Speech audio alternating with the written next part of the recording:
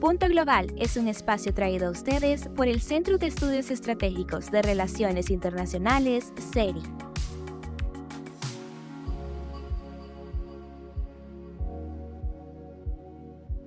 Bienvenidas y bienvenidos a un nuevo episodio de Punto Global. Soy Guillermo Espina, director académico del CERI, y como cada semana los acompaño a analizar qué es lo que pasa en el mundo. Y esta semana, cuando hemos conocido los resultados de las elecciones estadounidenses, pues me acompañan Alejandra Sardón y Gastón Zedner. Alejandra, ¿cómo estás? Bienvenida a Punto Global. Así es, Guillermo y Gastón. Estoy muy contenta de estar aquí con ustedes en otra edición del podcast. Y hola Gastón, ¿cómo estás? ¿Qué tal todo? Hola Guillermo, ¿cómo estás? Un gusto estar de nuevo en una nueva edición de Punto Global.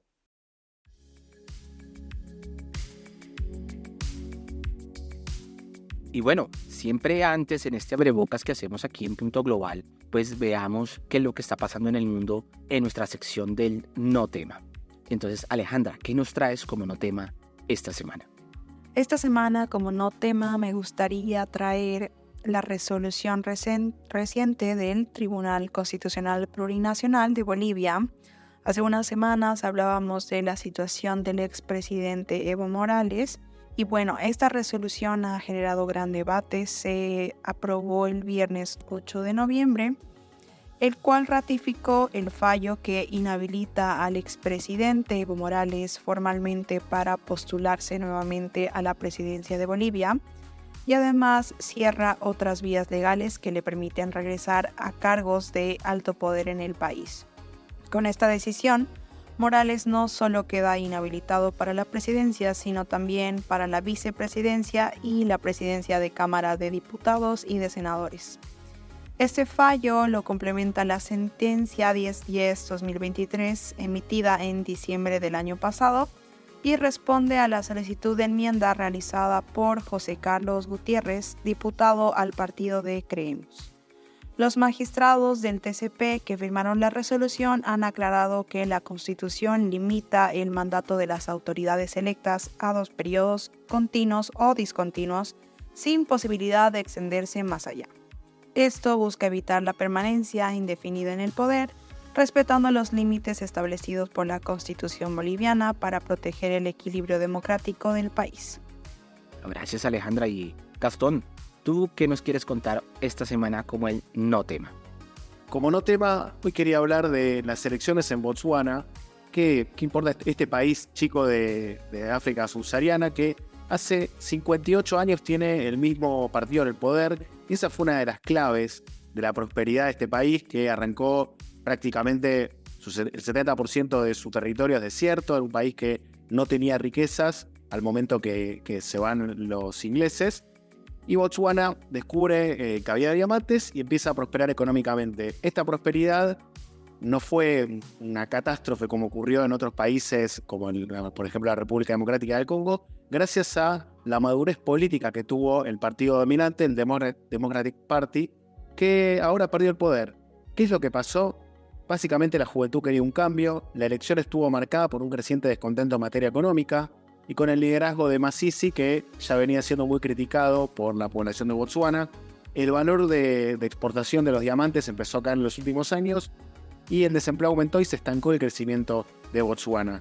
Entonces apareció este abogado especializado en derechos humanos, Duma Boko, graduado en Harvard, que va a ser el nuevo presidente de Botsuana. Es una democracia parlamentaria donde se elige de forma indirecta a los representantes del parlamento y luego estos eligen al presidente. Pasamos del Democratic Party al Umbrella for Democratic Change, el cambio democrático bajo un paraguas vendría a ser. Así que vamos a ver cómo le va a Botsuana con este nuevo liderazgo luego de 58 años de hegemonía de un partido que tuvo muchísimo éxito. Y bueno, continuando con elecciones, entonces, metámonos de lleno con lo que está pasando en Estados Unidos. I want to thank the American people for the extraordinary honor of being elected your 47th president and your 45th president. I will not rest until we have delivered the strong, safe, and prosperous America that our children.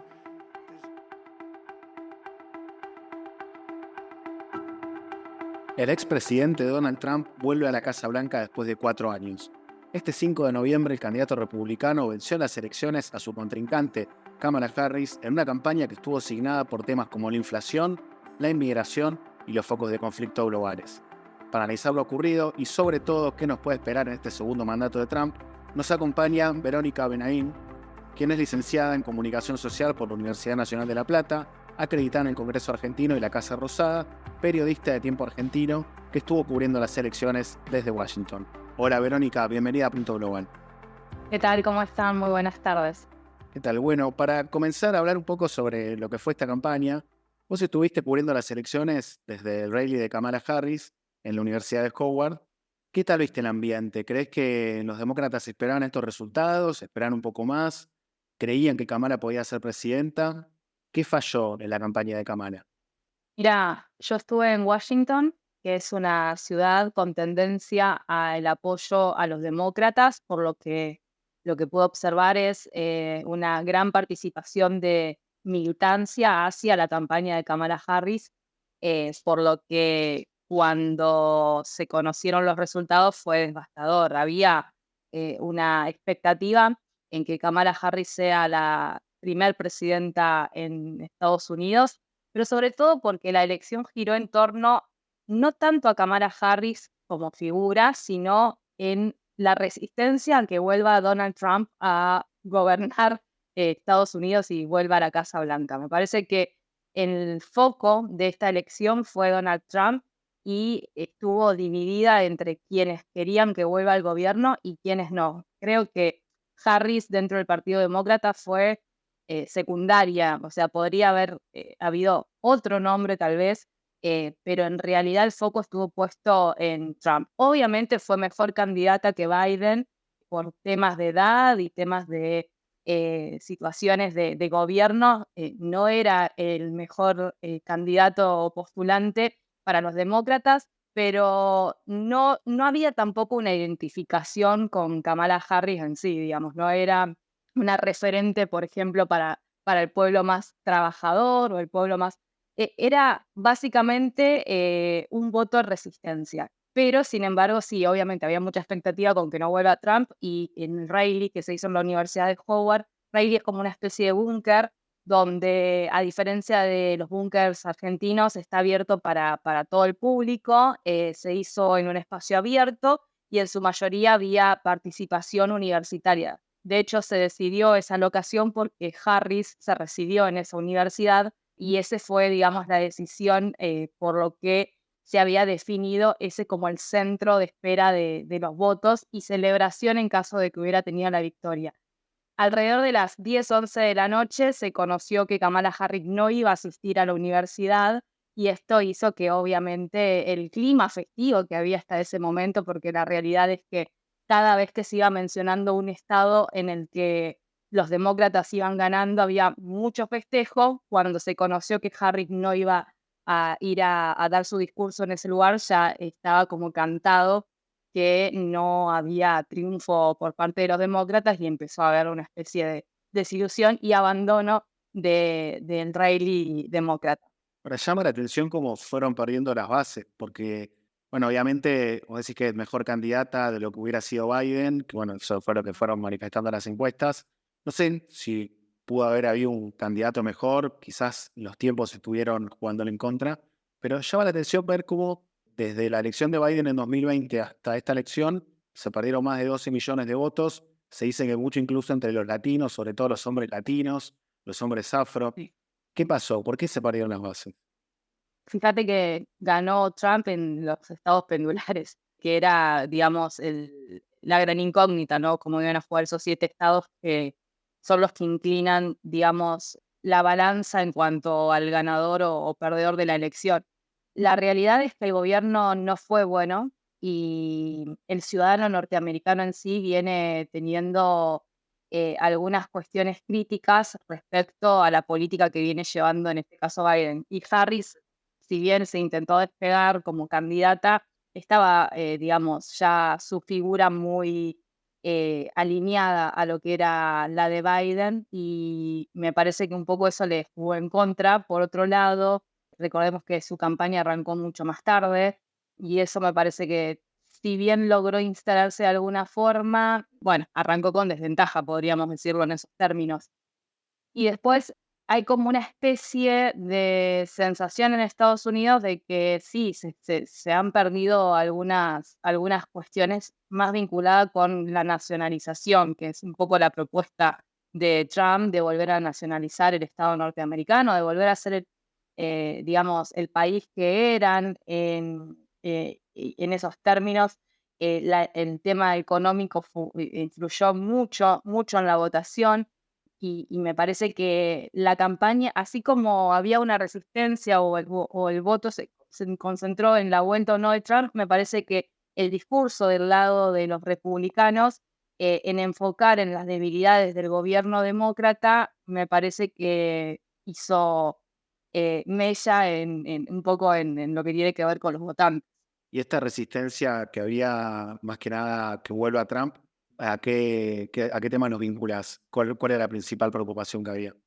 Bueno, obviamente los demócratas son mucho más amigables, o al menos esperaba una política más amigable de parte de Kamala Harris con el tema de la migración, pero te digo, no había tampoco una ilusión de que fuera mejor la política, sino de que sea más amigable. A ver, el gobierno de Biden continuó con algunas políticas que había llevado adelante Trump en una línea más polite y no tan dura, tan drástica o extrema como la que propone Trump, pero no es que mejoró o modificó alguna cuestión vinculada a lo migratorio. Por otro lado, la resistencia a la persona, ¿no? De hecho, muchos decían, mientras Trump menos habla, menos figura, más crece el voto hacia su persona.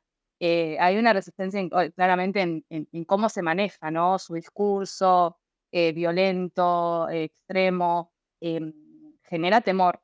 Genera temor y además hay una clave, Gastón, que me parece muy importante que destaquemos, es que es el segundo gobierno de Trump. Y él vino básicamente a terminar de cumplir con los discursos y con sus propuestas del primer gobierno. Y no tiene nada que perder, porque en Estados Unidos, digamos, hay un presidente puede, digamos, establecer un segundo mandato, sea consecutivo o no, pero no puede volver a reelegir. Son 2 mandatos de presidencia que pueden ser consecutivos o no. En este caso, Trump estaría entrando en su segundo mandato, por lo que no tiene reelección. Entonces, básicamente no puede apostar a lo que él quiera, porque no está pensando en una reelección, además de la edad que ya sabemos que tiene, por lo que es bastante, el temor viene por ese lado. Otra vez tiene 4 años y ya no está pensando en cómo caerle bien al votante porque no tiene intenciones de reelegir porque no puede por la Constitución norteamericana. ¿Y puede haber algún tipo de revanchismo por parte de Trump, sobre todo por para muchos la persecución judicial, quizás que se habla del lawfare que supuestamente habría sufrido, o no lo ve por ese lado? Pero a ver, eso lo podemos analizar nosotros. Cuando vos hablas con el ciudadano en sí, no te dicen, no, va a apuntar a eh, esta revancha hacia lo que fue la justicia. Y además te digo una cosa, no solo tener en cuenta que ya no pude reelegir, sino que el otro temor y gran temor es que tiene básicamente al Congreso de su lado, porque ha sacado mayoría parlamentaria, y tiene a la justicia de su lado. Por lo tanto, es el amo, básicamente, por decirlo en unos términos, en estos 4 de Estados Unidos. Imagínate que tiene todo alineado a su favor. Y analizando un poco a la política internacional, una de las cosas que pasaba con Trump en su primer mandato era que por ahí tenía un discurso muy explosivo cuando hablaba. Me acuerdo cuando a Kim Jong-un lo llamaban Little Rocket Man, pero después en los hechos terminaba siendo mucho más pragmático de lo que parecía.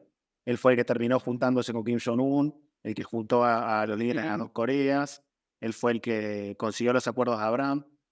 Y cuando él se va, no sé si por causalidad, qué fue lo que pasó, estallan los 2 grandes focos de conflicto globales que tenemos hoy en día, en Medio Oriente y en Ucrania.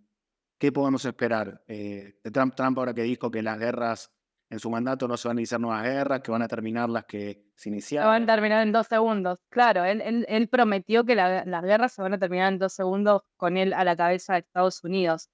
Bueno, una de las preguntas es qué podemos esperar. Tampoco y explicó cómo iba a ser esa finalización bélica, no dijo, digamos, qué va a aplicar. Habrá que ver el 20 de enero cuando suma la presidencia cuáles van a ser las políticas que va a empezar a establecer con el tema de guerra. Lo que sí sabemos es que tiene, digamos, él tiene como una postura de correr a Estados Unidos en ese punto, ¿no? Que me parece que es un poco lo que algunos países veían como también de afuera favorables. Él tiene una idea como de empezar a mirar más hacia adentro de Estados Unidos, ¿no? A diferencia de hacer una apertura, él viene como a buscar esa nacionalización otra vez, esa internalización y ordenar al país otra vez de adentro hacia afuera. No sé si ahora está queriendo copiar a los chinos en ese punto, pero eso hace un poco que también corra el eje. Estados Unidos está muy pendiente de lo externo y la verdad es que adentro del país tiene un montón de falencias, un montón de falencias. Y a mí me dejó sorprendida en varias cuestiones, ¿no? Que no están resueltas para una potencia mundial como es Norteamérica. Entonces, me parece que un poco eso de que esté más pendiente de lo interno va a ser un poco que se empiece a descomprimir la cuestión externa. Habrá que ver igual cómo se resuelve. Otros dicen y temen que en el caso de que se vaya a una guerra mundial nuevamente, una tercera guerra mundial, Estados Unidos impacte sobre todo en los países de Latinoamérica que están bastante agarrados, sobre todo, o están esperando salvavidas económicos, y que, bueno, básicamente haya una obligación por parte de estos países, incluyendo Argentina, a responder a los lineamientos de Estados Unidos si hay una especie de conflicto bélico, ¿no? A nivel mundial. Antes de volver a esto, que me parece re interesante lo que dejaste, quiero saber cuáles son esas cuestiones que decís que no están resueltas para un país desarrollado. Bueno, el tema habitacional, por ejemplo, una gran cantidad de homeless. Siempre hubo homeless en Estados Unidos, pero es impresionante ver yo estuve en Filadelfia, en Washington, en las dos ciudades pero impresionante. La inflación es un tema. Hay muchos votantes que se quejan de la economía, aún teniendo una buena posición económica. Eso, a ver, quiero decir, tal vez no la están pasando tan mal o están cayendo en la pobreza, pero les da temor a que continúe esta política económica y terminen de alguna forma cayendo en el futuro en lo que podemos llamar como la pobreza. Y esto es un tema que preocupa, ¿no? El tema, yo he hablado con varios ciudadanos y me decían que económicamente se ha notado un cambio de precios y empezar a no tener esa previsión de la que tal vez estaban acostumbrados a tener. Nosotros en Argentina, bueno, lo tenemos bastante claro, ya lo tenemos como muy asumido y naturalizado, algo que es preocupante para países como por ejemplo Estados Unidos, que no sufrían de este fenómeno de la inflación. Después hay varias cuestiones, tema armas, hay una gran preocupación en la ciudadanía, mucho temor hay en ese sentido, no hay una aceptación a que las armas sean legales y que cualquier persona, me decían, hay más armas que personas, y los ciudadanos viven con miedo, porque tal vez no hay esa inseguridad latinoamericana del hurto en las calles, pero vos no sabés si por alguna especie de conflicto doméstico alguien termina sacando un arma y te puede, te puede matar como si nada. Y eso se notaba mucho, sobre todo en el ambiente previo a la elección, ¿no? Esa situación de si pierde, pasará algún desborde, sucederá algún desborde, y ese temor, digamos, a las armas. Y la migración también es un tema a resolver. En Estados Unidos se está dando un fenómeno raro, que es como que ahora hay como ciudadanos latinoamericanos de primera y los nuevos serían los de segunda, ¿no? Los ciudadanos latinoamericanos que llegaron hace años atrás son más norteamericanos que los mismos norteamericanos nacidos en ese país, ¿no? Y se empezó a armar una especie de tensión entre aquellos que ya viven con los que están llegando y persecuciones también, ¿no? Por parte de las autoridades a aquellos migrantes que, bueno, que obviamente como los anteriores van buscando o están buscando justamente poder vivir en algún lugar del mundo, porque en sus países no pueden hacerlo. Así que me parece que, y el último tema que me parece terrible porque no lo escuché básicamente en la campaña, tiene que ver con la salud mental y la drogadicción. Eh, es impresionante la situación de salud mental no contenida, las ves en la calle, sobre todo con la gente que vive en la calle. Pensá que es gente que no tiene contención porque mucha ha llegado de otro lugar y ha terminado expulsada del sistema y te expulsan del sistema y te expulsan del sistema. No hay como una ventana para volver a ingresar. Y me parece que eso es bastante importante y no hay política en ese sentido. Hablé con psicólogos y me decían, no hay lugares contenedores, ¿no? Como que, bueno, está expulsado del sistema. Y la drogadicción también. Estuve en Kensington, en Filadelfia, en el barrio o la avenida donde la gente consume fentanilo. Y eso es un tema que miran para otro lado, ¿no? Muy poco se ha hablado de ese tema. Bueno, sí, muy claro y concreto. Claro, sí, es un tema que estuvo muy presente después de la pandemia y casi no se habló en las elecciones. Hubiera ganado Camara, por ahí tampoco cambiaba mucho en No. ese sentido. Y ahora, volviendo a la política internacional, vemos que es un mundo muy distinto al que habían a principios de 2021. Parece que no pasó mucho tiempo, pero bueno, pasaron muchísimas cosas. Y una de las cosas de las que hablaba Trump en su momento, cuando decide mirar hacia adentro, era por qué nosotros, o los contribuyentes norteamericanos, tenemos que estar bancando a la OTAN, que tiene países que no cumplen el objetivo del 2% de PBI en inversión de defensa. Y se vio que en estos años, con la guerra en Ucrania, que bueno, muchos países dijeron, quizás la amenaza es mucho más concreta de lo que parecía, y no eran solo palabras, pasaron a romper este umbral, algunos incluso de manera mucho más clara que el 2%, hasta Alemania, que tenía una política de no pasar este límite, creo que constitucionalmente incluso también lo pasó, Polonia, que invierte más del 5%, 6%, los bálticos. ¿Eso puede hacer que Trump cambie una consideración sobre la OTAN o crees que igual va a tratar de no financiar tanto guerras por ahí ajenas, creyendo ajenas? Me parece que hay una demanda de la sociedad en ese sentido. Yo no sé específicamente cómo va a aplicar su política Trump. La verdad es que me imagino que conoceremos mientras vaya, digamos, una vez que asuma qué va a hacer.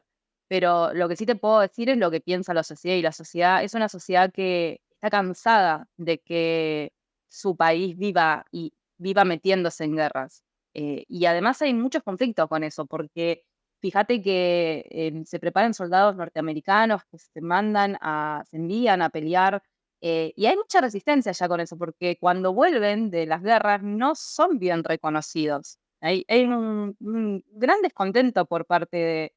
No son así soldados que vuelven y se los pone como en un pedestal de alguna forma, por así decirlo, por haber estado peleando y contribuyendo eh, en otro país. Al contrario, tienen, digamos, son bastante discriminados. Muchos terminan en algún tipo de adicción. La economía, cuando vuelven, si bien se les da alguna especie de compensación económica, es muy baja.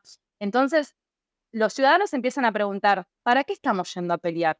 Porque tampoco son guerras donde se está peleando por la independencia o la nacionalización, o se está peleando por conflictos ajenos, que la realidad es que hay bastante disconformidad con eso porque empiezan a ver y decir, ¿por qué nos metemos en otro lado y por qué, digamos, no estamos atendiendo los problemas que nosotros mismos tenemos en nuestro país?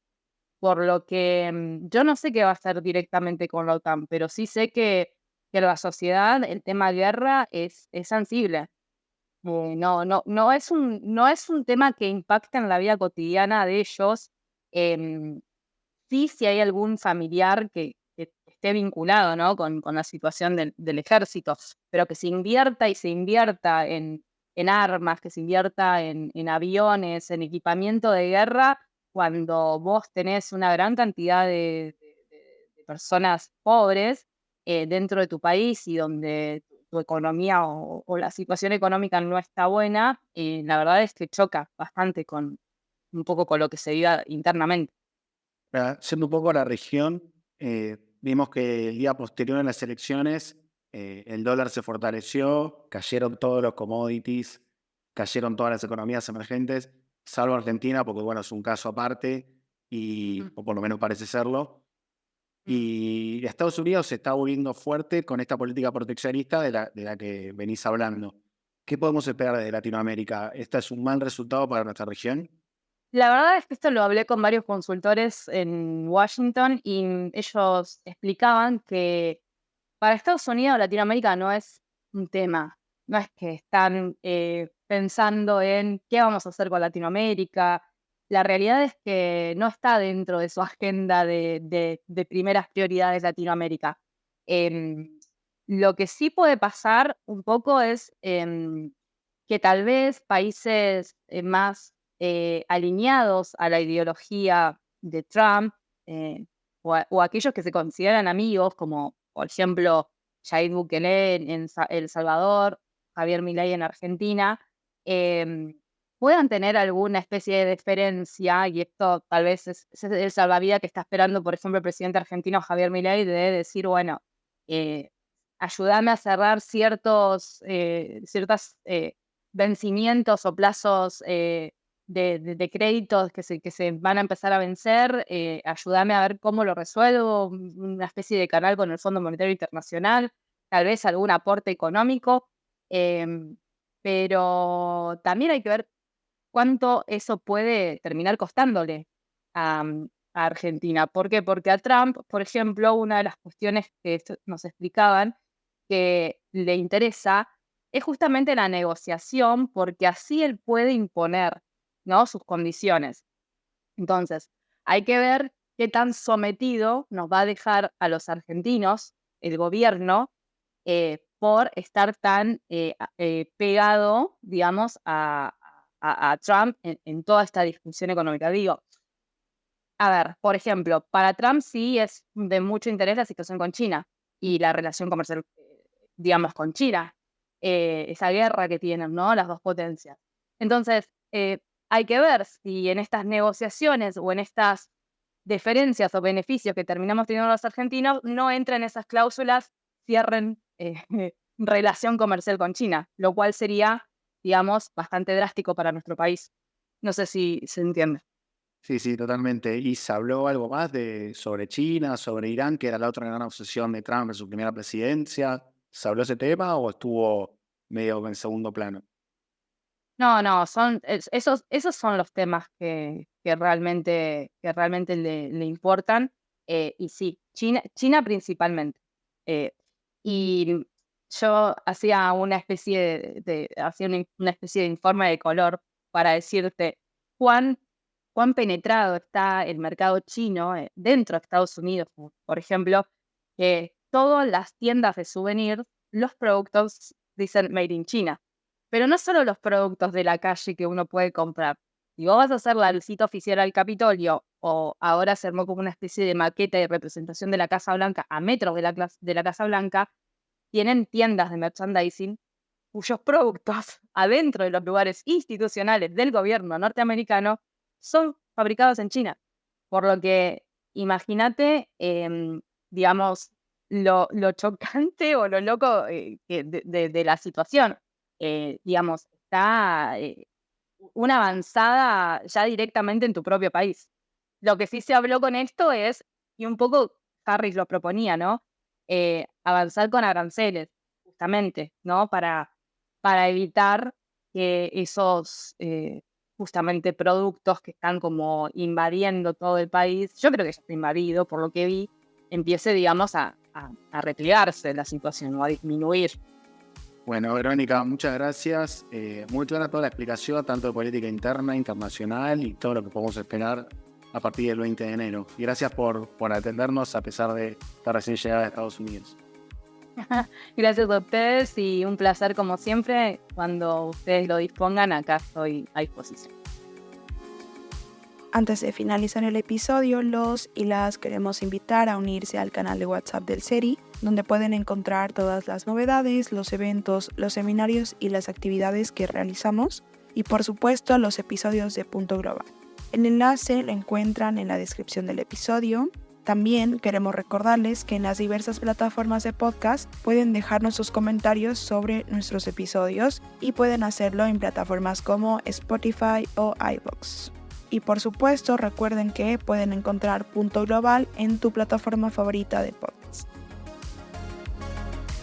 En este episodio de Punto Global, Alejandra Sardón y Gastón Sedner realizaron la investigación. La edición fue por Ana Esquivel, los artes por Alejandra Sardón, la conducción por Alejandra Sardón, Gastón Sedner y quien les habla, Guillermo Espina. Nos encontramos la próxima semana en un nuevo episodio de Punto Global. Recuerden que pueden encontrarnos en las distintas redes sociales, en Instagram como seri.global, en Facebook como Seri Global, en Twitter o X @seri6 y en la web en www.seriglobal.org.